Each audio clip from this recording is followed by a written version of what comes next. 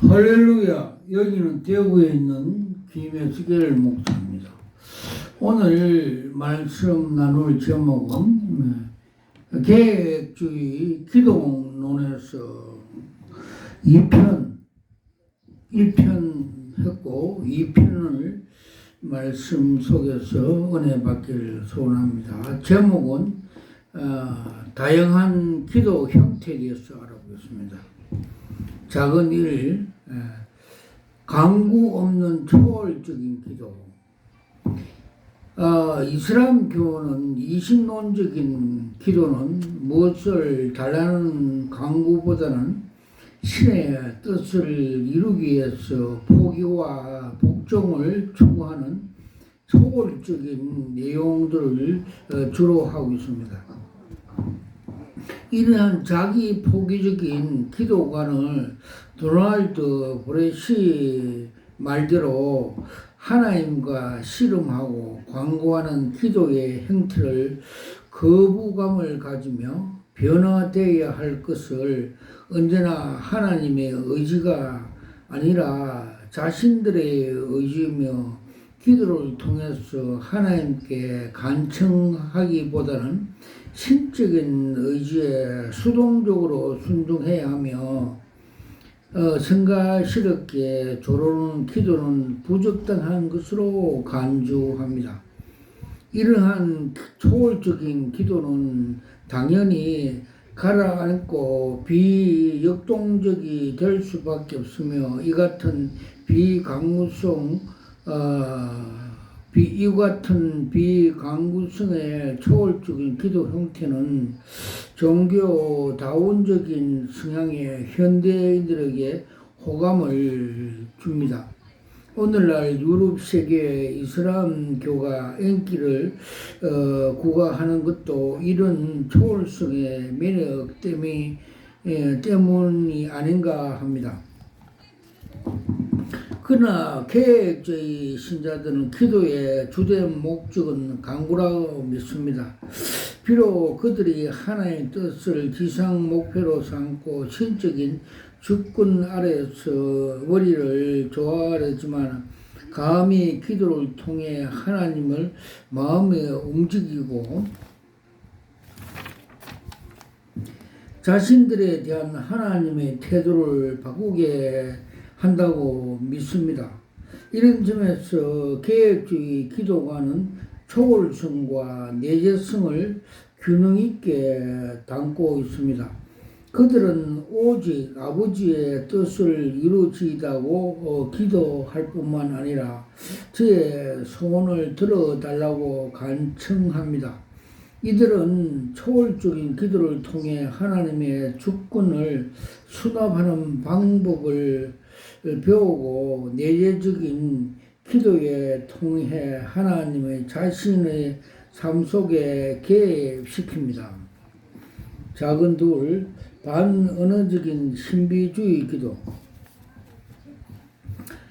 신비주의 기도론 주된 목적은 하나님께서 상성 합일 수단으로 만들어졌습니다.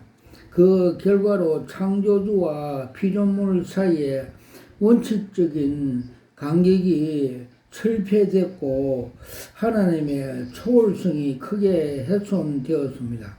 게다가 신인 하빌 메커니즘으로 전용된 침묵 기도는 반언어, 반사회성을 조정하면서 말씀과 공동체성을 지향하는 기독교 신앙과 배치를 낳았습니다. 물론 정통 기독교에서도 침묵하는 기도를 인정됩니다. 침묵은 죄인이 하나님께 압도당할 때 나타나는 자연스러운 반응이며 경건의 표시입니다. 다니엘서 10장 15절, 야고보서 1장 26절. 그러나 침묵 기도의 일변도로 치우치거나 침묵 기도를 통신의 주된 메커니즘으로 삼는 것은 기도의 왜곡이며 축소입니다. 무엇보다 그것은 말씀의 종교라는 기독교의 정체성을 흔든다는 점에서 특별히 우려할 만합니다. 말씀은 언어는 하나님의 인간과 교류할 때 필요한 것이 아니라 인간이 하나님과 교통할 때 똑같이 필요합니다. 요한복음 1장 14절. 하나님의 말씀 없이 우리에게로 내려오실 수가 없듯이 말씀 없이 어떤 것도 하나님께 올라갈 수가 없습니다. 또 다른 측면에 곧 인간의 명상에서 언어가 차지하는 비중에 감안할 때 반언어는 건전한 영성에 바람직하지 못합니다. 인간의 정신의 향도인 언어가 항상 사람의 의식과 정신을 지배해야 합니다. 이것은 기도의 순간이라 예로 할 수 없습니다. 정신이 무엇의 공에 붙잡힐 때 예수님이 말한 빈집의 위험한 초래가 됩니다. 마태복음 12장 45절. 말씀으로 제어되지 않는 정신 속에 온갖 사념과 잡념이 기생하게 되고 결국 신비주의나 좋은 종교 다운주의에 붙들리게 됩니다. 말씀의 성육하신 원리는 하나님의 하강 원리뿐만 아니라 하나님께로 올라가는 상승 원리이기도 합니다. 설교를 위해서 내려주시는 말씀이라고 한다면 기도는 드리는 말씀 곧 위로 올라가는 말씀입니다. 곧잘 신비주의자의 영성가들은 정형 언어 한계를 들먹이며 신적 소통의 최대 장애물로 언어를 꼽습니다. 이들에게 언어적 기도는 단지 평정의 경지에 이르기 위한 수단 혹은 본격적인 기도의 전 단계에 불과합니다. 평정 상태에 도달하면 무언의 영상 기도가 시작되고 언어는 곧 폐기 처분 당합니다.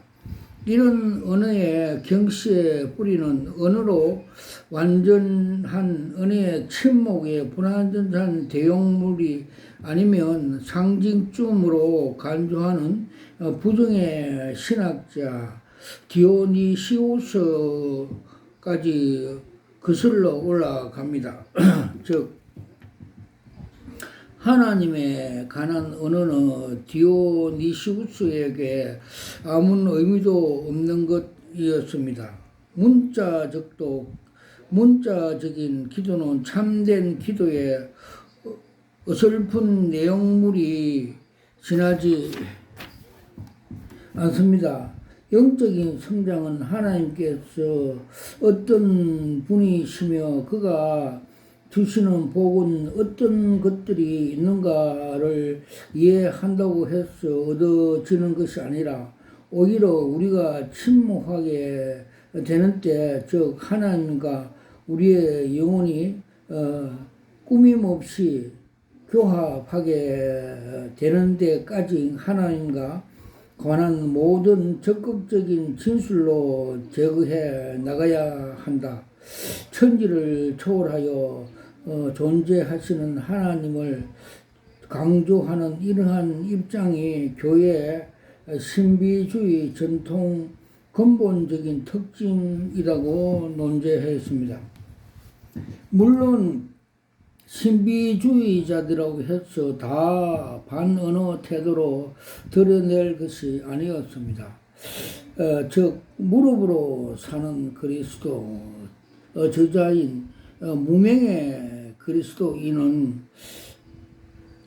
아시아 프란시스코는 아주 아베노산 위에 하루 2시간씩 기도하면서 그의 입에서 가끔 튀어나오는 하나님 뿐일 정도로 침착했지만 우리들은 대부분 어떤 도움을 받아서라도 보이지 않는 하나님의 영광을 깨달아야 비로소 올바른 찬양하고 경배할 수 있다고 말을 합니다.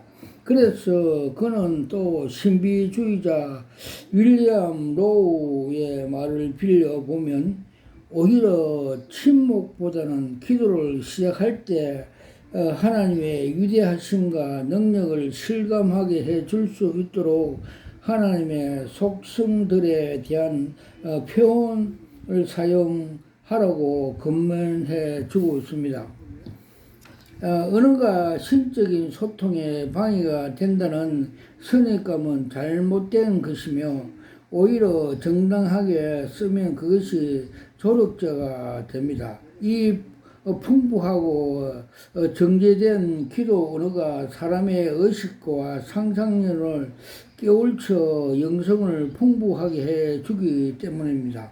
따라서 언어가 신적인 소통의 방해물로 느껴지는 사람이 있다면 기도의 시초부터 됩니다.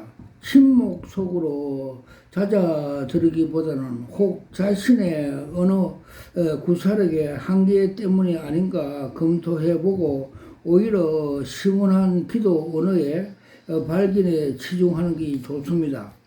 만일 반언어적인 신비주의자들의 말대로 침묵만이 최고의 기도 언어라면 기도 행식을 빌은 성경의 가식서 탄생은 아예 불가능한 것입니다. 기도 또 다른 오용 중에 하나는 기도의 목적은 오직 성령의 임재를 경험하는 데 두고 그리한 목적에 도달하는 데는 신앙, 찬양, 감사, 고백, 교통, 강구 같은 평범한 기도 언어가 부족한 것으로 보이는 견해입니다. 이러한 왜곡에는 하나님의 언어와 창조자이실 뿐만 아니라 당신 스스로 절겨 언어를 사용하시는 본격적인 분이라는 점을 자식한 데서 생겨납니다. 그리고 또 다른 견해는 하나님을 너무 위대한 초월자이시기에 제한적인 인간의 언어로 접근할 수 없다는 추정이 그런 오해를 낳기도 합니다. 그러나 우리는 하나님의 제2이신 그리스도가 말씀으로 지칭된 사실을 잊어서는 안 됩니다. 그는 영원부터 말씀이셨고 또한 역사 속에서 말씀으로 자신을 계시해 줍니다. 아도 펑크는 요한복음 1장 1절 14절의 말씀을 해석하면서 같은 입장을 드러내고 있습니다. 즉 말의 표현의 매개체이다. 나는 내 마음속에 어떤 생각을 가지고 있다. 그러나 다른 사람은 그것을 알지 못한다. 그러나 사상으로 말로 옷 입는 순간 그것은 인식될 수가 있기 때문이다. 말씀이라 눈에 보이지 않는 생각들을 객관화시키는 것이다. 이것은 주 예수께서 행하신 일과 확실히 같은 것이다. 그는 눈에 보이지 않는 하나님을 확증하셨다. 말씀은 역시 교통수단이 된다. 내 말로 인하여 나는 다른 사람에게 정보를 제공해 준다. 말에 의해서 내 자신을 표현하고 내 위치를 알리고 또 지식을 나누어 가질 수가 있다. 그러듯이 말씀으로서 그리스도는 옳게 옮겨 주시고 하나님이시며 우리에게 하나님의 충만한 뜻과 의지를 표현하시고 또 그의 생명과 사랑을 전달하신다고 논제하였습니다. 부모들이 어린 자식을 알면서 그들과 충분한 소통을 할 수 있듯이 하나님은 불완전한 인간 언어로 우리와 소통하시기에 어려움이 없으십니다.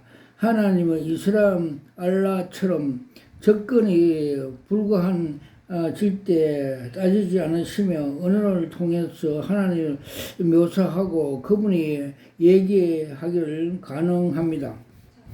아브라함 카이프는 말 없는 기도는 그의 영혼을 만족시키지 못한다고, 정신적으로 하는 기도는 필수적으로 불완전하다, 진지하고 열렬한 기도는 말로 표현할 수도 강요했다고 단언하였습니다.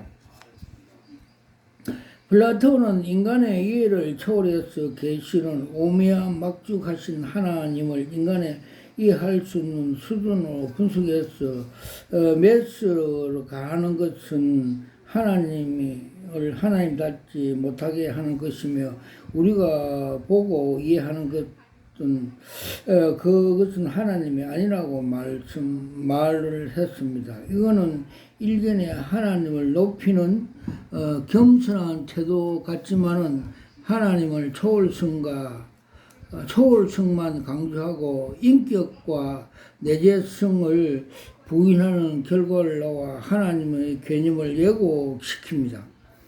하나님이 인간 몸으로 있고 낳고 또 전에 말구에 탄생하였으면 그가 이해 불가한 존재가 아니라 비천한 인간의 지성 이해 용어 언어로 이해할 수 있는 상상하는 것이 아니겠습니까? 윌리엄 제임스가 언어 경시에 전통적으로 서 있는 신비주의에 대하여 그들이 정통적으로 교리를 불필요하게 여긴 것은 말해야 할 것이 아무것도 없기 때문에 세월 교리도 없기 때문이라고 지적한 것이 되었습니다. 작은 세 번째, 반사회적인 신비주의 기도. 하나님과 인간의 합의 외에는 어떠한 일에도 관심이 갖거나 어떠한 사건이 일어나기 기대하지 않는 신비 기도는 기도자라 하여금 고립적이게 되고 어떠한 사회적 열매도 맺지 못하게 합니다. 이러한 반사회적인 영성에 배양하는 데에서는 무엇보다 침묵 기도가 그 주도적인 역할을 했습니다. 이는 기도에 심하다 동원되는 침묵 기도자의 언어 습관과 존재 방식이 되면서 기도자에게 반사회적인 의식 구조 형성시키기 때문입니다. 기도는 결코 반사회적인 조장하는 은둔의 도구가 아닙니다. 기도는 하나님과 관계의 언어일 뿐만 아니라 세상과 소통해서 기여하는 사회적인 언어입니다. 진정한 기도자라면 기도를 통해 하나님과 관계를 개발시킬 뿐만 아니라 세상과 관계도 개발시킵니다. 기도의 언어는 결코 하나님께로만 문을 열고 세상에 대해서는 문을 닫아버리지 않습니다. 기도자는 세상과 사람들의 문제를 도외시도 않고 오히려 그들과 하나님께 갖고 가서 기도 속에서 그들과 소통합니다. 골방으로 들어가서 문을 닫고 음일한 중에 계신 하나님께 기도하라. 마태복음 6장 4절. 말씀은 세상과 단절 속에서도 기도할 수 있다는 의미가 아닙니다. 산상수훈의 기도 지침 말미에서도 예수님은 따끔없이 대접을 받고자 하는 자는 남을 대접하라고 하며 기도와 전혀 별거인 것 말씀을 하고 있는지 주목할 필요가 있습니다. 이 말씀 속에서 예수는 결코 기도자가 세상과 단절을 유도하는 것이 아님을 말해 주시려고 하신 것입니다. 즉, 기도자는 자기의 필요를 하나님께 아뢰는 강구자인 동시에 남을 필요를 채워주는 공급자야 한다고 가르쳐 것입니다. 기도자는 오직 하나님과의 머물기 위해서 따로 별판으로 떨어지는 우둔자가 아니라 기도 속에서 사람들과 얽혀지고 기도 후에 사람의 필요한 반응함으로써 관계를 형성합니다. 이러한 기도 개념 속에서 결코 반사회적인 단절의 개념이 자리가 할 것이 없습니다. 이 외에도 기도가 고립적일 수도 없는 또는 다른 이유는 기도 응답이 갖다 주는 정신적, 육체적, 사회적 충족성이 있기 때문입니다. 이는 주기도 업무로 다양하고 포괄적인 강구 내용에서 충분히 시사하고 있습니다. 사제에 대한 강구에 타인에 대한 용서와 연루되고 땅에서 이루어지는 신의의 열매들도 기도자에게 사회성, 역동성 등 다양한 인간의 욕구를 충족을 채워주는 것입니다. 이는 기도에 있어서 변증법적인 인과관계를 갖지 못한 신비주의자의 무역동정이고 무산 출적인 기도가 낳는 단조로움과 대조됩니다.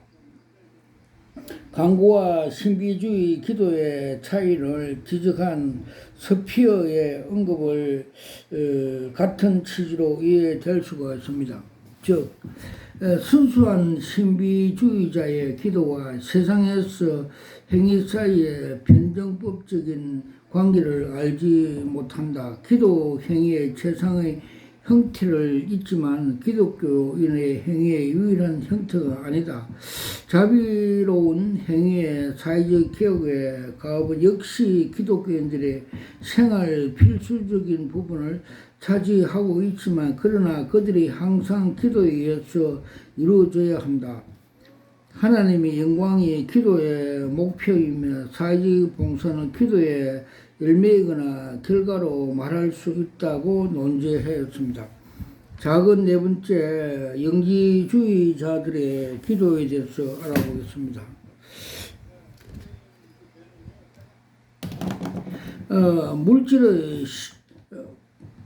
물질은 저급하다는 신 플라톤 사상이 기도에서 보다 극명하게 나타나는 것이 없습니다. 그들은 공개적으로 물질적이고 육신적인 것을 구하지 말고 영적인만 구하라고 종용합니다. 신 플라톤 양을 받는 어거스틴은 물질적인 물건을 위해서 기도를 세속적인 기도라고 규정하면서 정신적으로 두 번 태어난 사람에게 오직 영적인 기도만 합당하다고 했습니다. 이것이 잘못된 기저 속에서 소위 영적인 것만 추구하는 자칭 하이클래스 교파에서 주기도문의 일용한 양식까지 다만 영적인 양식으로 상징으로 한정되어 버렸습니다. 그러나 칼빈의 에라무스가 말한 것처럼 그것은 초물질적인 의미에 받아들이는 것보다 터무니없는 일이며 신앙의 반대가 될 까지라고 말을 했습니다. 그 이유는 우리가 하나님께 모든 것을 구하고 하나님만을 위한 혜택의 유일한 출처에 여김으로써 더없이 하찮은 문제에 대해서까지 아버지의 됨의 선하신 증거로 나타내고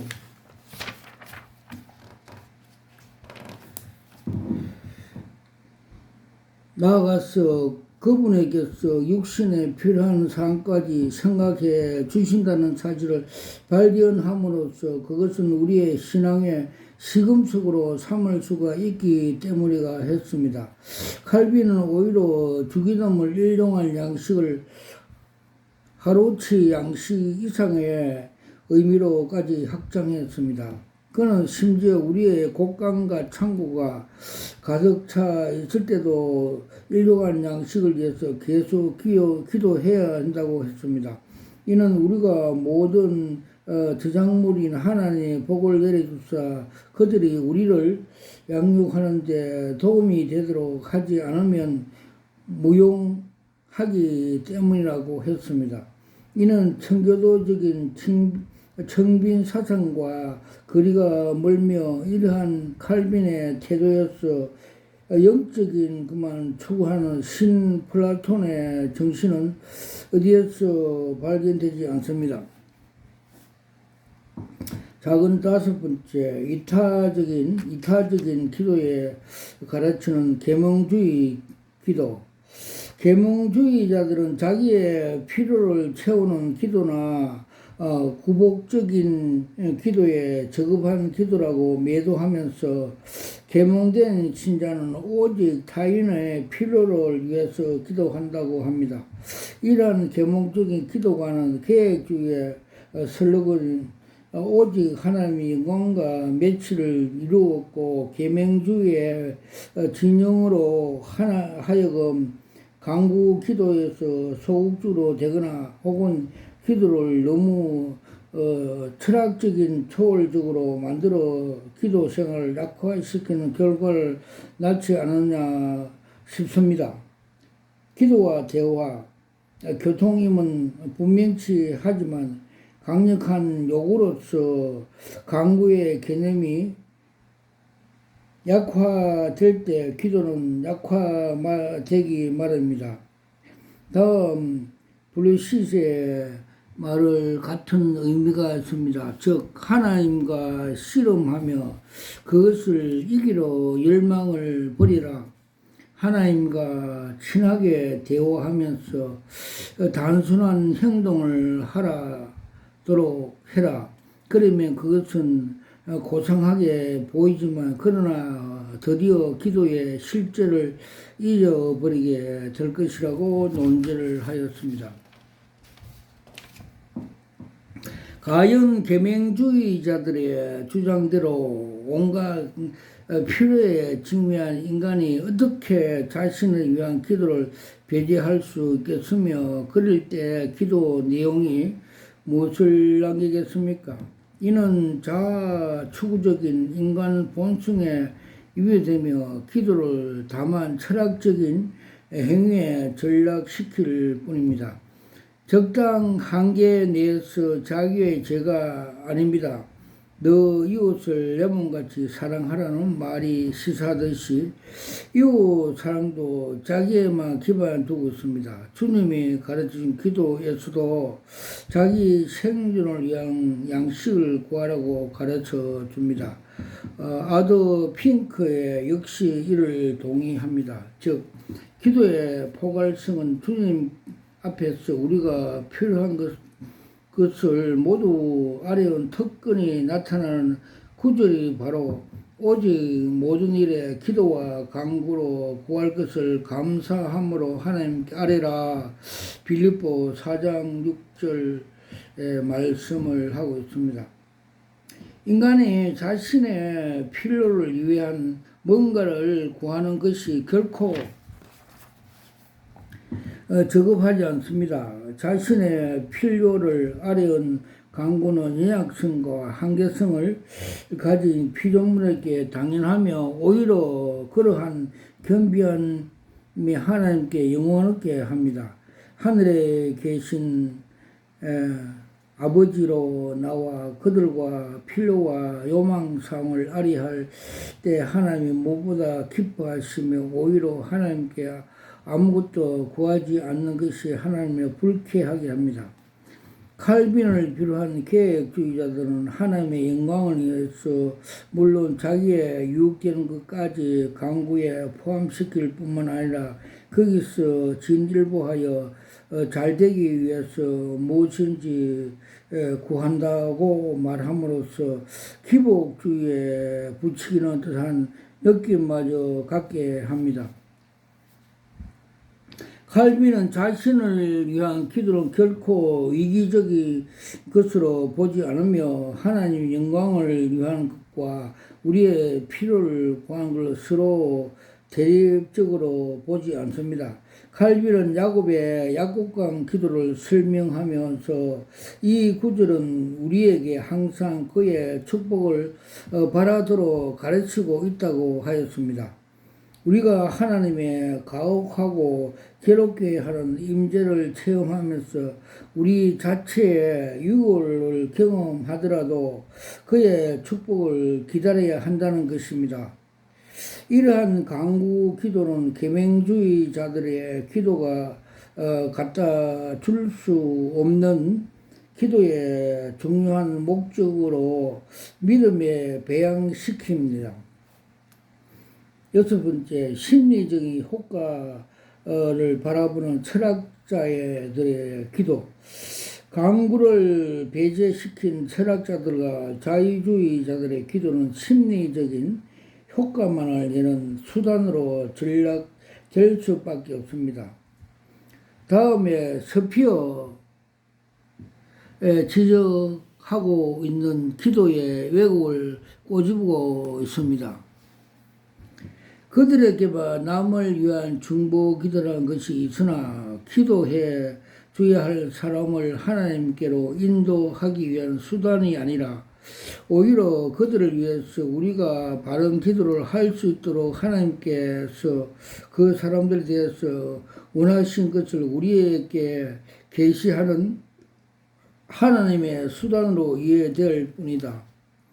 그들은 다른 사람들을 위한 기도에서 타인의 진정한 필요에 대한 통찰력을 얻게 되면 그들에 대한 자체가 변화가 되어 그들을 섬기게 되는 효과를 얻는다고 보았다. 그들에게 있어 기도의 폭넓은 결과는 기도하는 사람에 주어진 계몽일 뿐입니다. 이러한 의식은 기도를 자기 암시 과정으로 전락시키고 기도는 하나님의 현존을 이루어지는 것, 즉 간조나 명상으로 변형됩니다. 따라서 강구는 불필요하게 되고 또한 사실상 부적합하게 됩니다고 논제를 하였습니다. 칸트 역시 기도는 기분의 고양을 위한 기능밖에 없으며 기도자 자신에게 미치는 영향 이외에도 있다고 생각하는 것은 비이성적이라고 말을 함으로써 전통적인 계명주의자적인 기도 개념을 드러내고 있습니다. 자기 이해, 자신과 만남, 자신이 되찾는 것 등으로 이해하는 실존주의자 기도 개념 역시 내가 나 자신을 표현하는 기법에 불과합니다. 철학자들이 비록 신을 덜먹이고 기도를 말하거나 그것을 스스로 힘으로 자신을 완성하기 위해서 세운 가상공간 지리대에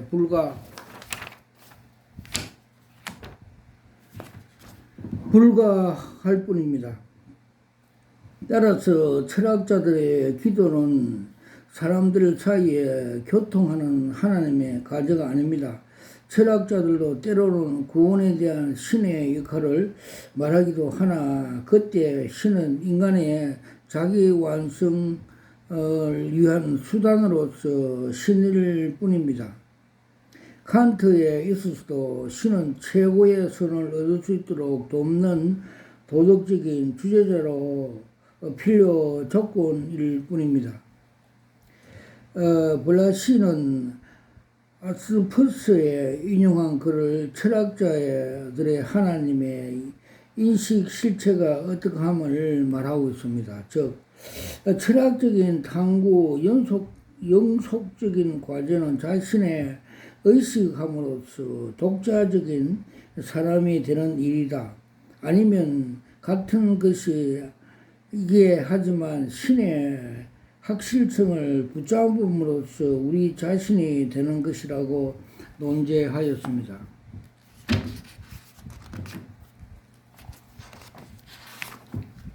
이러한 기도 개념은 기독교의 진정한 의미로 붙들 수가 없음을 당연합니다. 또한 하나님의 창조주로 믿지만 우주를 다만 인간 원리, 자연 법칙대로 움직이는 거대한 기계로 이해하는 이신론자들 역시 기적 같은 것을 인용하지 않기 때문에 그들의 기도에는 다만 포기와 수용을 의미만 합니다.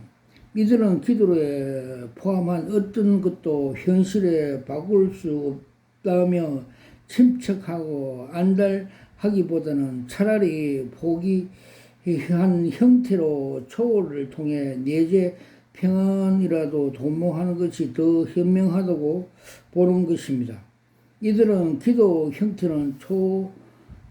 형태는 자연히 명상이나 관상으로 흐를 수밖에 없습니다.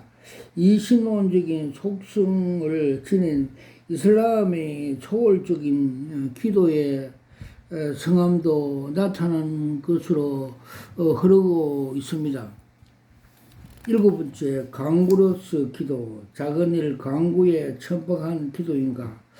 기도 교조적인 의미를 지나치게 강조하면서 강구에 소극적인 것으로 만드는 사람이 곧 신비주의자들입니다. 그렇다고 강구가 계획주의의 전형물이 아니었으며 로마 가톨릭 동방정교회 전통에서도 나타납니다. 그러나 특히 종교 교역자들과 개신교 부흥운동에 높이 평가되는 것이 사실입니다. 종교 개혁 이후 극단적인 경건주의자의 사이에서 신비주의 경향이 나타나지만 종교 개혁의 요소 야곱의 벼미 같은 사람들에게서 다시 표현에 나타났습니다. 거기에 기도는 바로 하나님의 거기에서도 기도는 자비로우신 하나님에 대한 신성하고 열정적인 강구에 의미했습니다. 칼빈은 강구의 합당성을 변호하면서 강구 기도의 핵심이고 하나님의 구하서 무엇을 얻으려 하지 않는 기도는 하나님을 조롱하는 이라고 거기까지 서슴지 않았습니다. 윈스터민트의 요리 문답 역시 강구 기도를 고유한 목적을 설명하고 있습니다. 기도는 우리의 원한 바를 하나님께 부탁드리는 일이다. 우리의 죄를 고백하고 그리스도의 긍휼하심을 감사한 마음으로 인정하면서 하나님 뜻이 맞는 것을 그리스도 이름으로 부탁을 드리는 일이다. 기도에는 세 가지 요소, 즉 간구, 고백, 감사가 있지만 기도의 가장 고유한 요소는 간구이라고 논제하였습니다. 그런데 오늘날 만사를 초달한 유유자적 드러내는 교제적인 기도만이 영적이고 고상한 취급되고 열심히 부르짖는 기도는 탐욕적이고 천박한 기도로 매도되는 것은 비성경적입니다. 일견 침착하고 조르는 강구, 초달적인 철학자의 신비주의자의 기도가 고상하고 영적으로 보일 수가 있습니다. 오늘날 사람들이 초달적이고 로마 천주교와 종교다원주의자의 큰 호기심을 보이는 것은 다 이러한 경향의 일단입니다. 그러나 우리는 고상하고 영적이라는 의미로 규정해서 안 됩니다. 정말 영적이고 고상한 것은 성경적이기 때문이며 반대로 아무리 고상 보여도 그것이 성경치 않을 때는 천박한 뿐입니다. 우리가 소위 지성인들이 매도당하는 신비주의와 종교다원주의에 경멸하는 것도 그것이 아무리 고상해 보여도 성경을 떠난 천박한 인본주의자 뿌리를 두고 있기 때문입니다. 작은 둘, 하나님의 초월성과 간구. 기도가 무엇보다 간구해야 함은 하나님의 초월성에 대한 인식 때문입니다. 물론 이러한 하나님의 초월성 인식이 신비주의자들에게는 도리어 정반대 결과를 낳습니다. 즉 초월자 하나님을 만나기 위해서 기도자 역시 초월적이 되어야 한다는 변정법적인 논리를 적응해 침착에 벗어나 반강구의 형태로 명상이나 간상으로 취급합니다. 하나님의 초월성에 대한 그의 왜곡된 인식, 오직 초월자 하나님께 도달하고자 하는 갈망적으로 불러일으키는 강구를 배제시키고 있습니다. 반면에 계획자들은 하나님의 초월성 인식을 자신을 낮추어 하나님과 강구를 더욱 넓히고 사용했고, 이스라엘 모슬림 자들은 접근 불가능한 한 절대적인 타자 개념의 다름. 이럴 때 질적인 양적으로 인간과 극한 간격을 가진 전능자의 행한 인간의 행위를 할 수 있는 기도란 간구와 감사 외에 달리를 없다고 믿습니다. 계획주의자들이 있어 하나님의 초월성 인식은 오히려 간구 기도를 강화시켜 줍니다. 계획자들에 있어 간구는 인간의 하나님을 향한 행사이기도 가장 적합하고 겸비한 기도 형태입니다. 이러한 겸비한 신인식을 가진 계획자들에게 기도를 하나님께로 도달과 합의 도구로 삼는 신비주의자들이 짓거리는 망령되어 비추릴 수도 없습니다. 기도를 강구로 보는데 계획자들과 청교도 간의 이견이 없이 보입니다. 루트와 칼빈은 이러한 일방적인 지침 속에서 경배와 감사 그리고 고백을 포함시키고 했지만 두 사람 모두 기도를 신실한 영의 강구로 이해하고 청교도 리차드 십스는 기도를 강력한 강구로 담는 하나님에 대한 외침이라고 정의했습니다. 하나님은 우리가 그를 공경하며 경배하는 가운데 바라볼 수 없는 수동적인 주체가 아니라 그 백성을 믿음과 기도 안에서 그리고 우리를 통하여 언제나 역사하시는 능동적인 행위자입니다. 믿음이 기도를 하게 하듯이 기도는 하나님의 역사를 하시도록 합니다.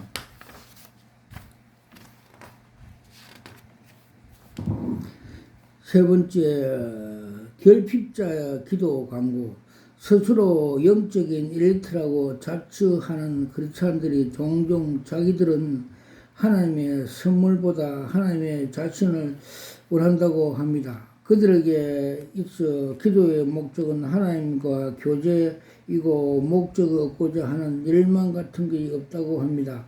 일견 그들의 말은 매우 신선해 보이고 고양된 영성을 드러내기도 합니다. 그러나 사실 영육 간의 하나님의 도움에 의존되어 있는 인간의 위치를 망각한 은사이며 그것이 스스로 자양분으로 만족시킬 빈 라오디게 교회처럼 아니면 초타월적인 신비주의의 위장에 지나지 않습니다. 물론 다윗도 자신의 그의 분기를 상금이라고 고백하였습니다. 유명한 목양송의 여호와를 목자로 삼는 부족함을 모른다고 고백합니다. 그러나 이 의미는 인간의 결핍을 부정하거나 강고로 필요한 것으로 여긴 것을 말이 아니었습니다. 결핍투성인 인간이 하나님의 도움을 호소하는 것은 지극히 자연스러우며 오히려 진지한 믿음과 겸손의 표현입니다. 칼빈 역시 동일한 견해를 밝혀줍니다. 강구란 하나님께서 우리 마음의 소원을 이루는 것으로서 처음에는 하나님의 영광을 돌리는 것을, 그 다음에는 나에게 유익이 된다는 것을 하나님께 선하심을 믿고 간청한 것이라고 논제하였습니다. 우리는 계획자 루트에게 강구해 그의 일상적인 기도 방식을 확인하게 됩니다. 두 친구의 치료를 위해 올리는 그의 간구한 기도에서 가장 결핍을 인정하는 겸비하고 인간적인 면모로 보이게 됩니다.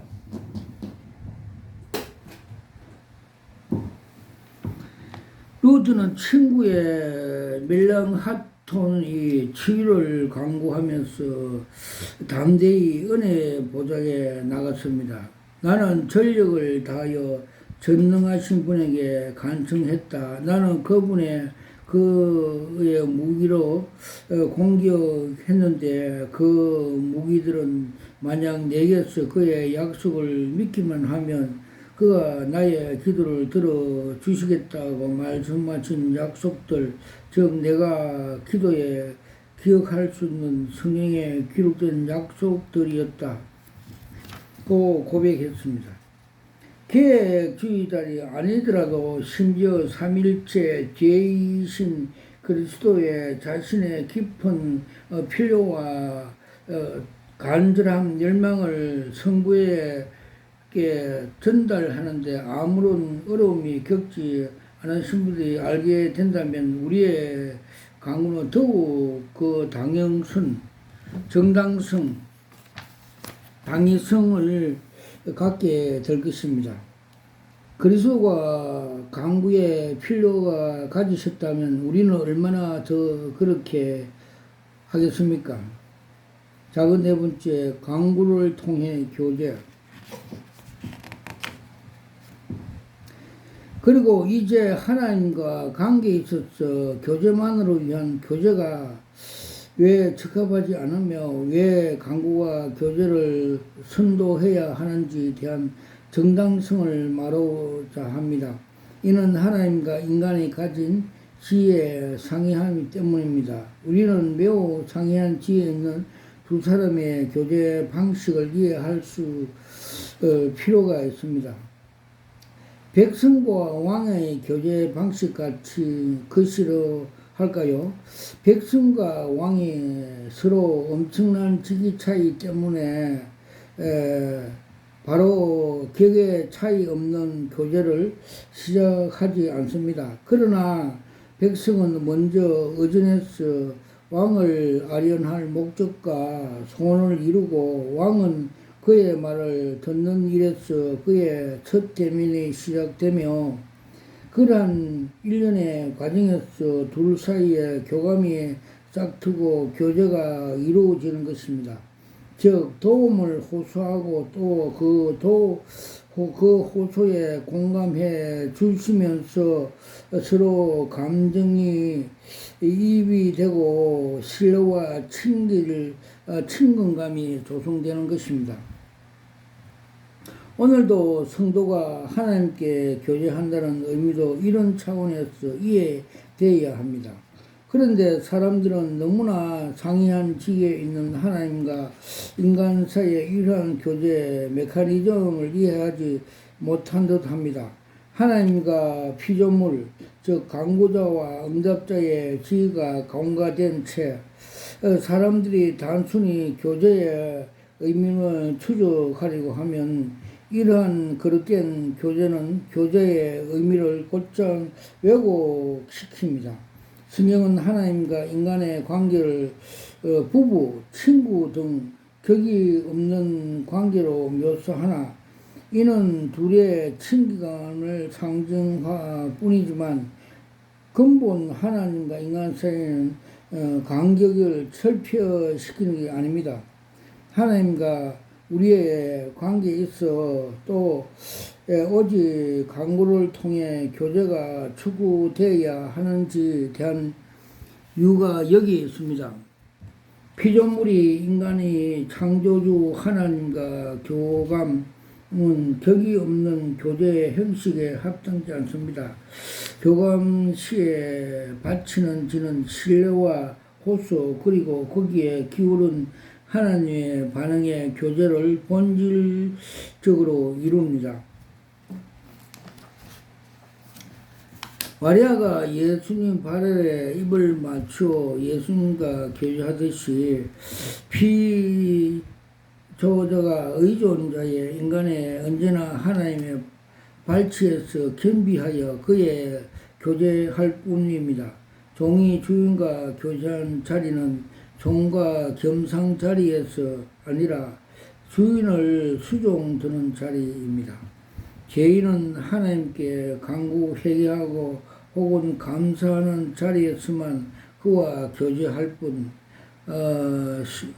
블루셔리는 부모와 자식 간의 교제까지도 간청을 의존된다는 말을 통해 하나님과 성도 교제가 어떤 성격이 있어야 할 것을 규정해 줍니다.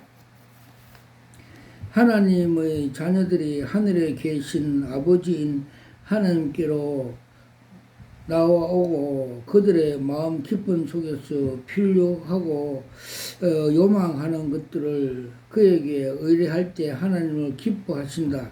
단지 이러한 방식으로 하나님과 인간 사이에 진정한 교제가 성립된다고 논제하였습니다. 큰 두 번째, 기도의 원천 예수 그리스도에서 알아보겠습니다. 작은 일, 중생과 기도의 근거는 중생입니다. 아트 핑크의 말대로 아기가 출생하면 맨 처음 울음을 터뜨리듯이 성도가 중생할 때 제일 먼저 하나님이 행하여 부르짖는 곳 기도입니다. 거듭난 성도 안에서 계신 하나님의 영이 성도들로 하여금 하나님을 행하 아빠 아버지라고 부르짖게 합니다. 갈라디아서 4장 6절 기도는 아무 이전 중생 성도의 본성이며 거듭나지 못한 불신은 결코 기도할 수 없습니다. 설사 그가 간구를 비치는 대상이 하나님이라도 하더라도 그것이 여타 종교인들이 하는 보편적인 종교 행위일 뿐 거듭난 성도가 하나님을 향한 드리는 기도와 같음이 있을 수가 없습니다. 거듭나지 않는 자가 성령 없이 기도하는 것은 하나님이 아닌 다른 신에게 기도하는 것입니다. 성령으로 말미하지 않고서는 하나님을 향한 기도 일은 불가능하기 때문입니다. 유다서 1장 20절, 에베소 6장 8절.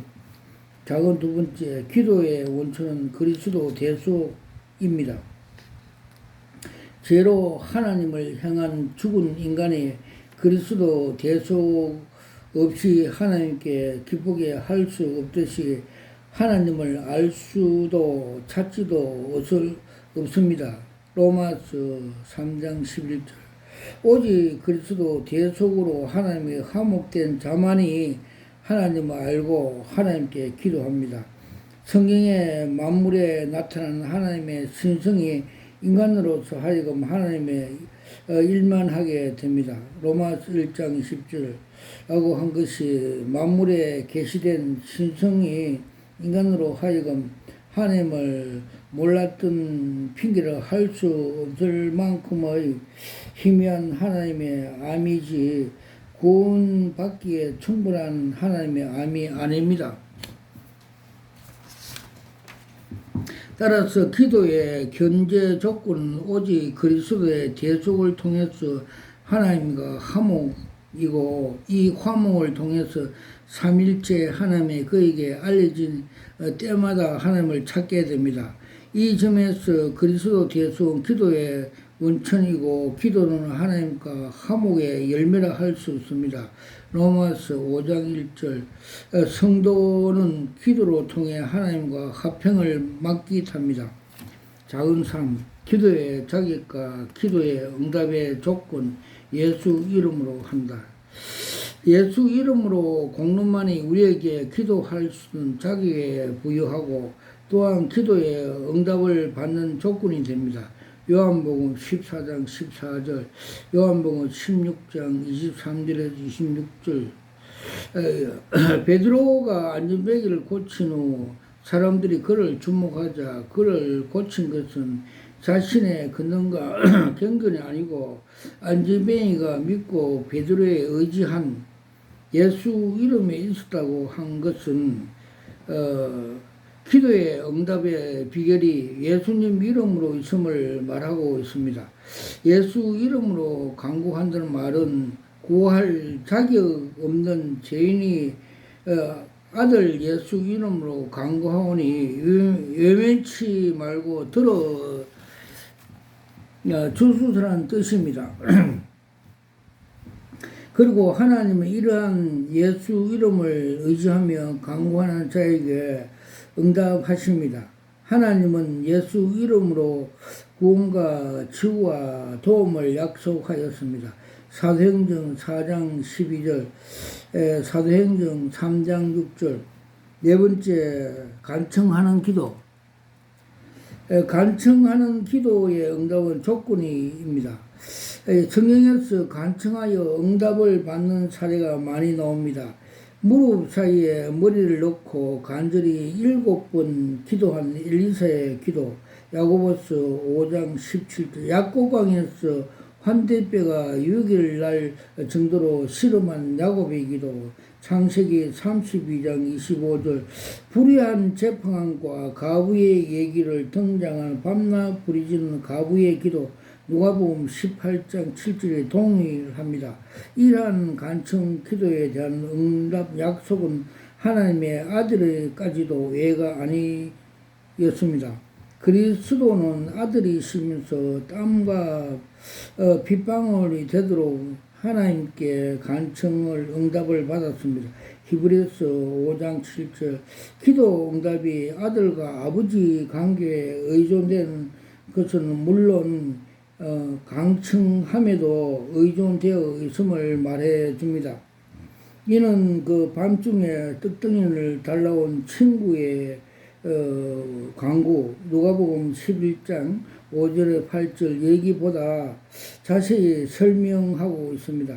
어떤 사람이 늦은 밤에 옷을 벗고 침대에 들었는데 벗이 떡을 달라고 오자 벗됨이라는 관계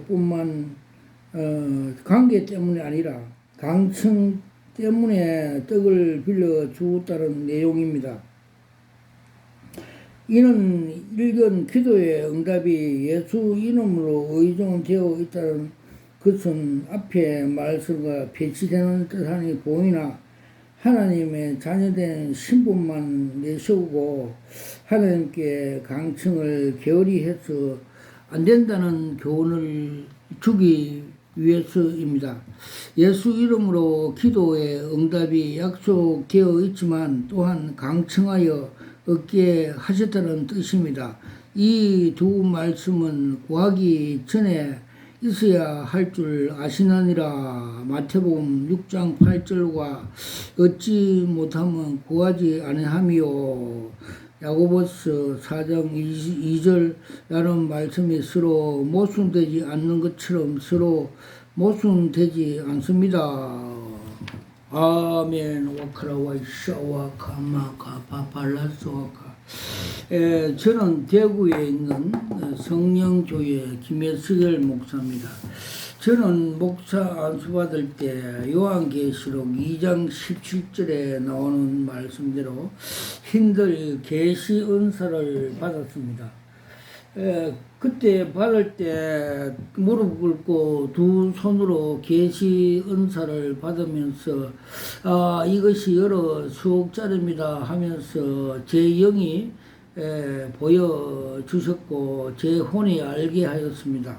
또 그 에스겔서 3장과 33장에 나오는 말씀대로 주님께서 그 나팔 부는 파수꾼 사명을 주셔서 이렇게 계시 사역, 계시 나팔을 불고 있습니다. 와카라와이샤와 카마 카파라소와 카마 칼라와사와 카팔라사. 주님께서 여러 가지 계시를 많이 보여주셨는데 요사이 근간의 그 계시를 보여준 걸 말씀드리겠습니다. 5월 11일 날 주님께서 노잔 대를 대해서 정체성을 보여주십니다. 저 그림 한 장으로 보여주십니다.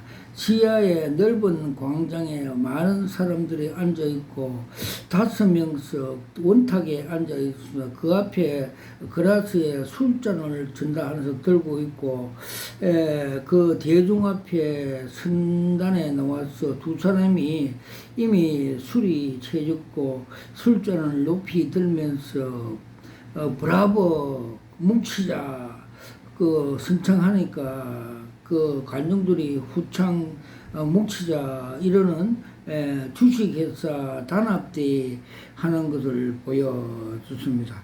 저 창세기 11장의 1절에서 5절까지 말씀대로 인간 그 철학과 그 사상으로 인간의 인본주의 즉 인간의 힘으로 바벨탑을 쌓아 하나님을 대적하는 행위 그런 뜻으로 보여주셨습니다. 와카라와이샤 와카마카 팔라스 와카. 그리고 또 5월 15일 날, 17일 날 주님께서 또 한 장 계시를 보여주십니다. 큰 별장에, 불팔의 별장에 그 집이 있는데, 거기서 범죄 사고, 로잔 대하는 장소 범죄 행위라고 보였습니다. 그래서 경찰서에 신고고 들어가서 경찰관이 출동하는 그 정체성을 보여주셨습니다. 즉 범죄, 즉 하나님을 대적하는 바벨탑 쌓는 그런 그 복음이 아니고 그 정말해서 그 모세가 강야에서 10계명을 받으러 시내산을 올라갔을 때 그 사람들이 백성들이 금송아지를 만들어서 금송아지가 하나님을 대신하여 우상 숭배하는 행위라고 보여주십니다. 또 5월 27일에 주님께서 또 계시 한 장을 보여주십니다. 여자 목사, 음녀 목사가 술잔을 들고 또 한쪽에는 단술 음료수를 들고 사람을 미인계하는 행위를 하는 그림을 한 장 보여줍니다. 즉 말해서 로잔이 그 우상 숭배 사탄의 그 행위로 그 미인계 사람들 음행하려고 미인계 행위를 한다는 걸 계시적으로 보여주십니다. 와카라와이샤 와카파팔라스. 그래서 주님께서 그 노잔의 터가 잘못됐다. 와카라와이샤 와카마카. 마태복음 그 13장 24절에 30절의 말씀에 보면 그들의 터가 잘 때 그 사탄이 가라지를 뿌리고 가슴으로 그들의 정체성은 원뿌리가 가라지다 사탄들이라 이렇게 상징적으로 보여주셨습니다. 와카라와이샤 와카마카 칼라와사와 칼라사와 칼라와사. 그리고 주님께서 이 말세 지말에 다 돼가면 요한계시록 8장 10절에 11절의 말씀대로 천사가 셋째 나팔을 불면 사탄이 이 그 음료 단체 WCC, WEA, NCC, 로잔 대회 또 카톨릭 이런데 쑥문을 먼저 먹여 그 먹인 후 쑥문을 먹은 목사들과 거짓 선지자들이 교회에 가서 다시 쑥문을 먹여 3분의 1이 죽는다고 성경에서 가르쳐 주고 있습니다. 즉 WCC는 그 사냥개 사탄이고 WE는 시장의 폭력배라고 상징이 보여 주셨고 NCC도 그렇고 카톨릭은 아예 노란색 그 바빌론 음이라고 보여 주셨습니다. 와카라 와이샤 와카마카발 칼라와이샤 와카마카 플러스 와카 파마 클라스 와카. 그리고 주님께서 그 2013년 그 부산서 WCC 세계 총회 세계 교회 협의회 그 행사하는 걸 그 정체성을 보여줬습니다. 큰 운동장에 그 올림픽 선수 입장하는 같이 제일 선두에 그레하운드 검정색 사냥개가 선두로 가고 있고 그 뒤로 한국 교회 목사들이 그 미혹돼서 따라가고 또 그 뒤로 세계 잡종 종교인들이 따라가면서 선수 입장하는 걸 보여줍니다. 그때 주님께서 세밀한 음성으로 너희들이 저 사냥개 WCC 따라가면 너 영혼도 사냥당한다고 말씀해 주셔서 저도 그게 막으로 간 사실이 있습니다. 와카라와서 칼라와이스와카. 그리고 또 주님께서 한국 대형 교회들 그 다벨탑의 그 상징적으로 보여줬습니다. 그리고 또 여의도에 있는 대형 교회는 그 세계 세상의 주식회사 공장이라고 보여주셨고 요 사이는 그 바벨탑 속에서 계단에 그 어떤 주회종이 걱정거리가 있는 거 한숨을 크게 쉬고 있고 천장에서 모래가 떨어지는 걸 보여주셨고 또 명일동의 큰 그 대형 교회는 저수지가 큰 저수지에 물이 다 고갈돼 가고 있고 그 간판에 그 명칭이 삭제되어 있는 걸 보여줬습니다. 명칭이 삭제됐다는 것은 교회가 아니다는 그 사태교회처럼 살았다는 이름을 가졌으나 죽었다고 상징적으로 보여주었고 또 세습 족벌 그 북한 김일성 공산국가로 상징적으로 보여 주셨습니다. 와카라와이샤 와카마카플라타 카플라샤 와카마카플라타 칼라와이샤와 칸마. 그리고 조용기 목사님이 소천할 때 그 정체성을 보여줬습니다. 그림 한 장으로 보여주십니다. 처음 그분이 대조동 서울에 개척교회 할 때 종탑에서 종봉알이 땅에 떨어지는 걸 보여줬습니다. 그래서 제가 깜짝 놀라서 무릎 꿇고 주님 이거 무슨 계십니까 이러면서 기도하니까 주님께서 설명을 해 주셨습니다. 저 그 쇳덩어리가 땅에 떨어졌다 그 로마로 철로 상징해 주셨고 그는 박스 로마 유명한 그 부흥강사 세계적인 80만 교회 담임 목사를 하면서 그는 또 고린도전서 1장 18절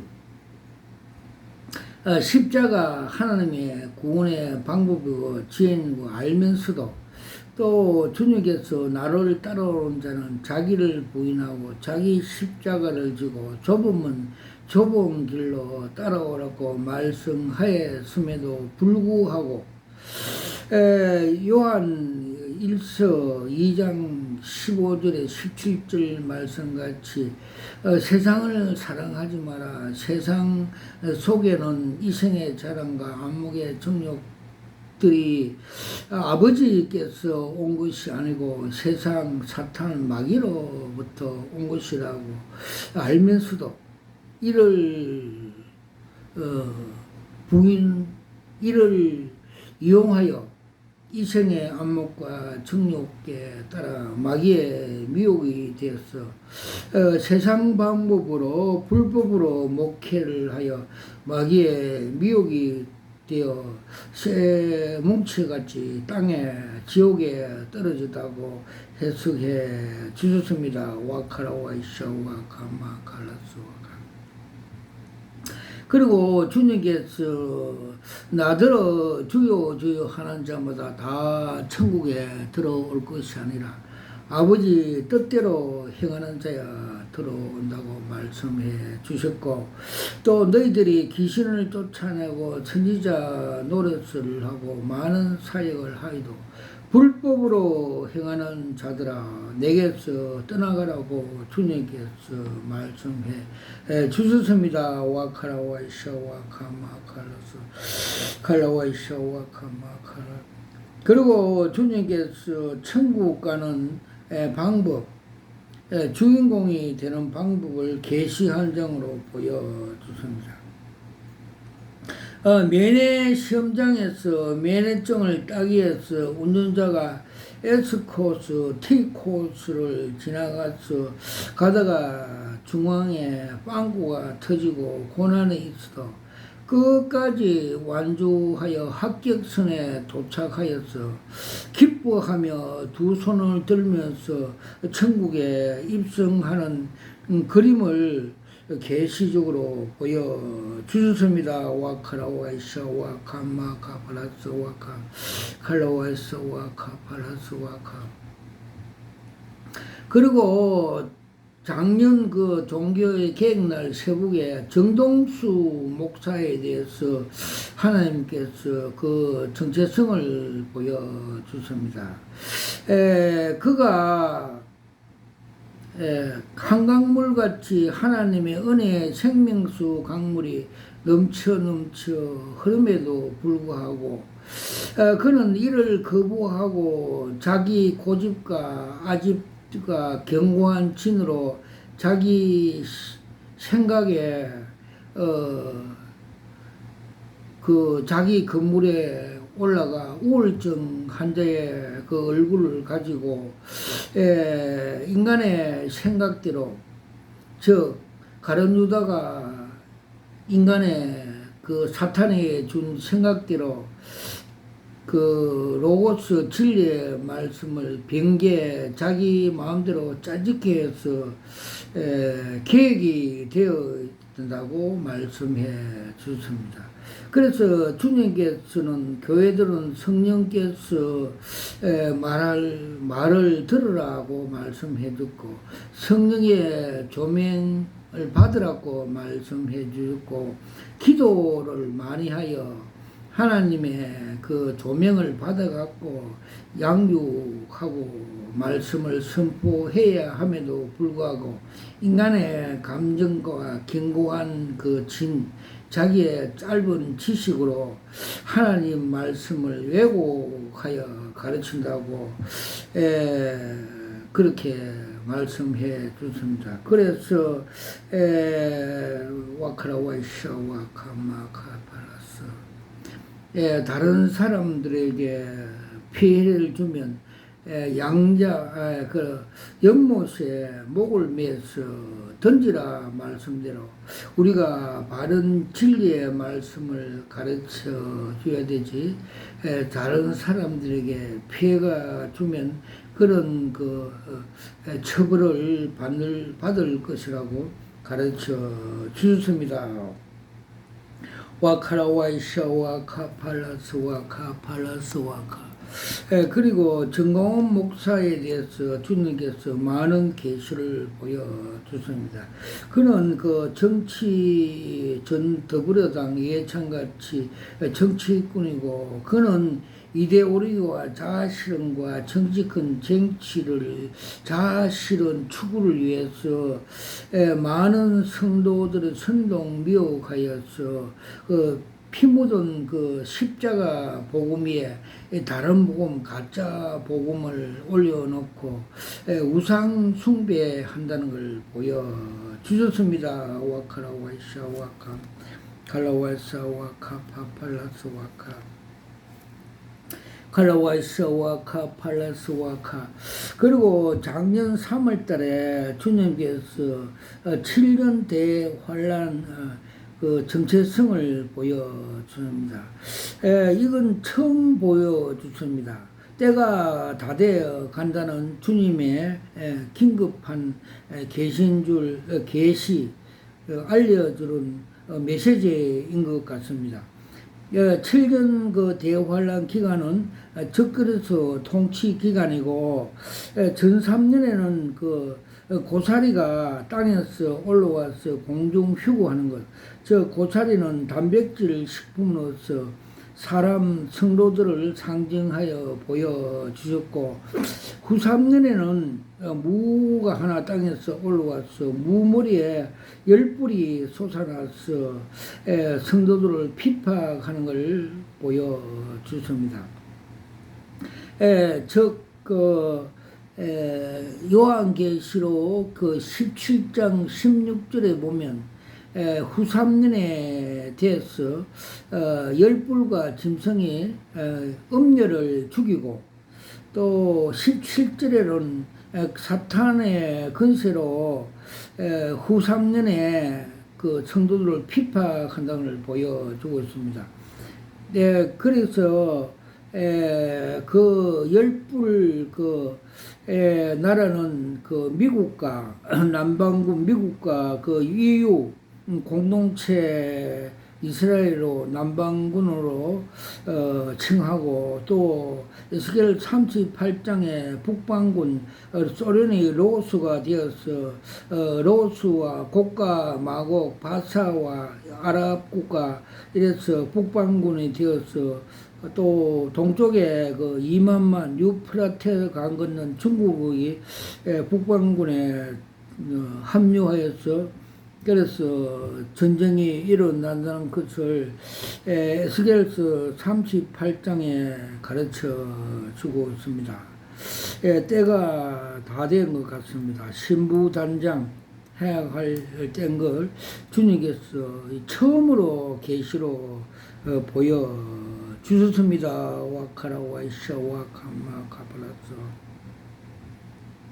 칼라와이샤와 카마 카플라스 와카 칼라스 칼라와이샤와 카마 칼. 그리고 주님께서 올게 4월 27일 날 그 위대한 복음 통일이 수년간에 이루어질 걸 계시 그림 한 장으로 보여주십니다.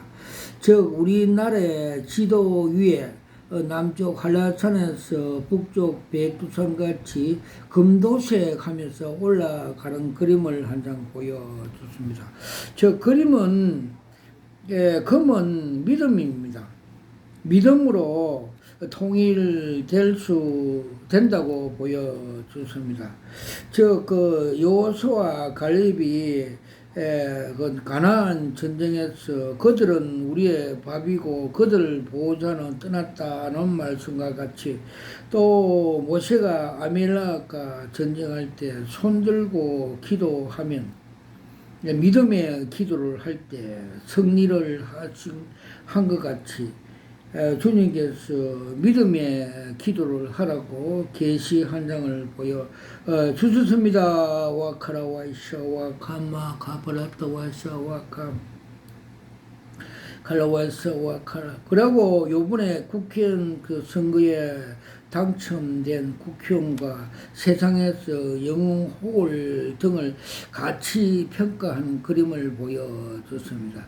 즉 흰 쟁반 위에 담긴 똥덩어리 그림 한 장을 보여줬습니다. 예수를 믿지 않는 경우에 이렇게 똥덩어리 같이 배설물로 같이 지옥에 간다는 걸 계시적으로 보여줬습니다. 그래서 사도 바울은 빌립보 3장 7절과 8절에 내가 그리스도 아는 지식이 가장 고상하다고 말씀한 같이 우리의 믿음이 가장 고상하고 보하고 금덩거리라는 걸 보여주셨습니다. 와카라와이샤 와카마카플라스 와카 칼라와이샤 와카마카플. 그리고 주님께서 2016년 그 재미교표 그 풀러 신학교 교수 김세윤 박사가 그 이신칭의는 그 유보됐다는 그 엉터리 그 말씀을 할 때 그 사람 그분의 머리에 철사를 감고 있는 걸 보여주습니다. 이신칭의가 없으면 우리가 구원을 못 받습니다. 그래서 이신칭의와 그 성화와 우리 같이 그 삶 속에서 그렇게 살아야 우리가 천국에 들어갈 수 있다고 계시 한 장을 보여줬습니다. 그러고 주님께서 그 신천지 그 정체성을 보여줬습니다. 신천지 그 여자가 둘이 와서 포교 활동을 할 때 그들의 정체성은 술집에서 그 마약과 술을 먹고 그 비포장 농길로 가다가 교통사고로 죽는 것을 보여줬습니다. 정말해서 그들이 그 터가 잘못되었다. 즉 말해서 마태복음 13장 그 24절 말씀대로 잘 때 가라지가 뿌리고 갔다. 사탄의 그게 DNA가 있어서 그들이 사탄의 그 교리를 가르치다 그것을 가르쳐 주셨습니다. 와카라 와이샤 와카마 카플라스 와캄 칼라와이샤 와카마 카플라스 와카마카 칼라와이샤 와카팔라스 와칼라와이샤 와 그래서 또 5분에 주님께서 그 국회의원 선거할 때 그 좌파 공산주의자들이 많이 그 당첨된 것은 그의 사탄의 그 영적 싸움에서 한국 교회가 후퇴 밀렸다고 상징적으로 보여졌습니다. 그날 그 국회의원 선거하는 날 야당 대표가 그 국회를 장악하고 과반수를 차지한다는 걸 보여주셨습니다. 그래서 사도 바울은 우리의 싸움은 혈과 육의 싸움이 아니고 공중의 악한 영들과 권세자들의 싸움이기 때문에 우리가 기도하고 거룩해지고 전신갑주를 입고 성령의 검으로 그에 잡힌 자들을 거세해야만이 승리할 수 있다고 계시 한 장으로 보여 주셨습니다. 와카라와이샤 와카마 카플라트로칸 칼라와이샤와 칸마카.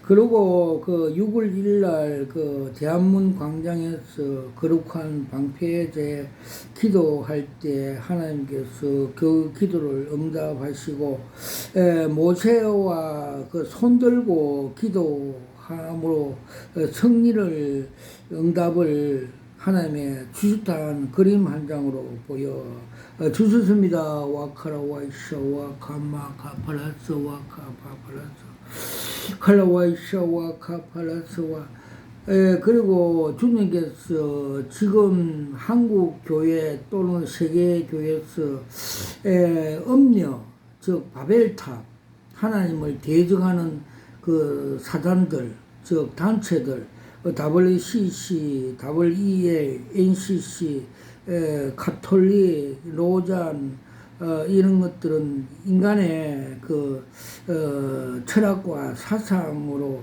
변질된 음료라고 다 보여주습니다.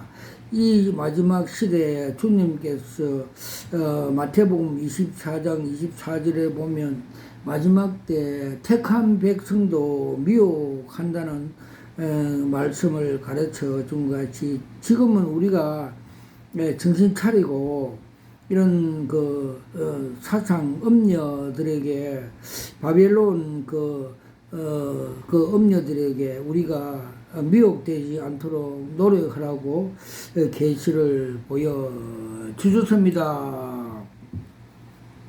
모든 영광을 하나님 앞에 올려드립니다.